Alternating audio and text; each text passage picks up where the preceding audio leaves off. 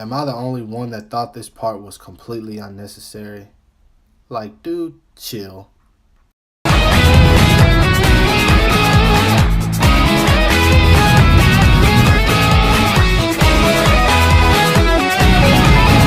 So finally in this episode of All Out, things are starting to look a little bit better for Jinko. It's showing that they definitely have improvement. Sagami's not doing all that trash talk that they were doing in the last episode, which is one thing that I was definitely happy about. But for starters, you get Ohanano, who was benched pretty much after his outburst from the last game. The coach told him sit down, and we have Ebumi go in.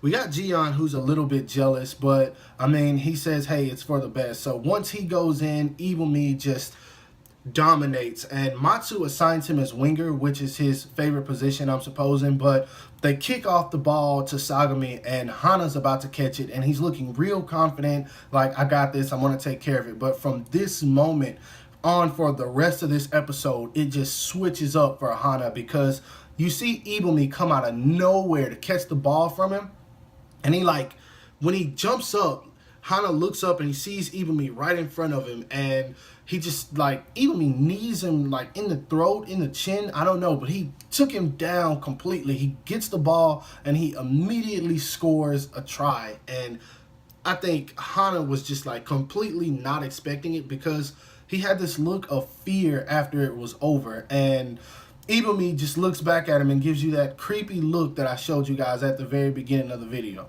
Anyway, after that try, Sagami gets the ball back, and then you see them try to go for it again. The coach tells them, hey, Jinko's coach tells them, hey, all right, when you're going to tackle, remember, I taught you to tackle low, go for their legs. And at that moment, they immediately flash back to practice for like half a second, and the tackle goes low, the guy drops the ball, Ebumi gets it again, and he's running for another try. They tell Hana, Sagami tells Hana, hey, tackle him, don't let him get by you. And Ebumi could have easily ran by Hana, but I honestly think he gets like this enjoyment out of making fear come out of his opponent, because he ran this guy over for absolutely no reason. But honestly, I feel like he deserved it for being such a douche last episode and picking on Iwashimizu, because I don't like when people pick on the fragile characters in anime. I don't like that. So I just felt like he deserved it. But I mean, this guy Ebumi completely ran Hana over, and I can guarantee you, if you've ever watched sports before, you guys were probably thinking the same exact thing that I was thinking when it happened. You got knocked the fuck out! After a few more passes, Sagami gets the ball. They end up scoring again, and at the end of the first half, it ends up being 12, which is Jinko, to 35 to Sagami, and they're taking a break. And honestly, it just goes to show at that point, I believe Ebumi was the only one who scored any of their tries for that first half of the episode, because I mean, it's 6 points for each score, I believe. So 5 or 6 points. I'm thinking it's just like football, so I want to say 6 points. But they take a break, and at this point, you see not the momentum, but the energy between Jinko and Sagami shift, because the coach is telling Sagami at this point, hey, we've got it together, but we got to keep it together. We can't let these guys make a comeback pretty much just because they put one new player in the game, which is what was happening towards the beginning of this episode. Now, before the game begins again, you got Iwa, who's just standing there. Iwa Shimizu, for you who don't know, but he's standing there, and he always has this like kind of like fragile pose, and I guess it's because he's just a very not fragile character, but he's just like really, I don't know how to explain it, but he just always has this fragile look. And then finally, for the first time, Gion walks up to him and he says, hey, Tree Trunk, you need to fix your stance, because you look like a target always standing there like that. And he pretty much makes him stand up straight. He tells him, put your hands on your hips. And then all of a sudden everyone comes over there and they're like, oh, wow, you look so much more masculine now, pretty much. You look like you could actually tear into somebody. And Gion says to him, he says, the way you stood before, you look weak, but I know you're not weak. And honestly, it was fan service, but I thought it was awesome because I love the bond between these two characters, Iwa and Gion. I love both of them. And honestly, it was funny because a play happened when the game started and Iwa stopped it. But the guy looks up at him after he stops the ball from Sagami. He looks up at him and he says, he's like, what the heck? And you see him just standing there. He's still shaking, like he's not used to standing up and trying to be masculine. But I don't know. I just thought that was a pretty interesting scene. It was funny to put in there. And honestly, I feel like pretty soon in this show, Iwa is just going to step it up. I can just guarantee you guys, like, for anyone who doesn't think he's an asset to the team right now, I guarantee you he will be. Just wait. Now, one thing I like about All Out is that certain portions of the episode will focus on different characters. Because, I mean, at the beginning, it was pretty much Ebumi for the first 15 minutes of this episode. And then it switches up to Sekizan, who didn't even show, I don't think, until this one point in the episode.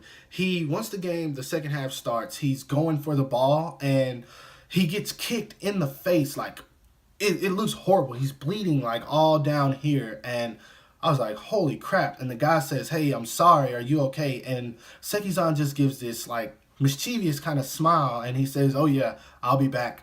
And at this point, it just shifted to like 5 or 10 minutes of Sekizan, because he goes out, he gets treated by the helper. And she says, wow, I've never seen this much blood before. And he's okay with it. It's like, it looked like his nose was, you would think that his nose was broken at least or something, but he just looks at her and he's like, oh yeah, I'm fine. Don't take me out of the game. And he goes back in and he's getting tackles like crazy at this point. And the coach is like, well, what's up with you? And he says, I'm just excited. And it was weird because like everyone starts to fear him at this point, but like they weren't showing any of this at the beginning of the episode. So All Out definitely, like, during episodes, it shifts characters sometimes. I guess you can say it like that. Or more so, it shifts who it's about. Because at this point, he tells them, all right, if we can't tackle these guys, we need 2 or 3 people on them. And that's exactly what they do.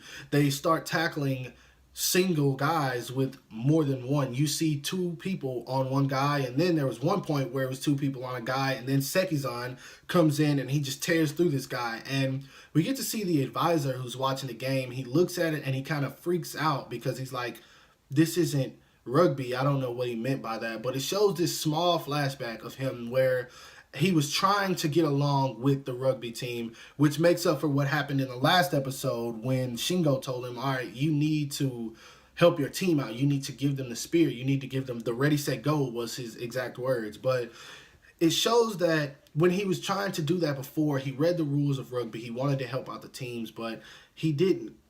He pretty much kept continuing to get pushed off. They were telling him, we got this, we know what's going on. And at that point, he began to get frustrated because he couldn't help the team out. He felt like he wasn't an asset. So that was the point that he decided, okay, I'm going to leave these guys alone and allow them to do what they want to do, which is exactly why he told Jingo's coach that, hey, I'm just going to let them pretty much do what they want to do. I'm going to let them be independent. So that kind of explains what we didn't understand last episode, and I really dug that they added that in.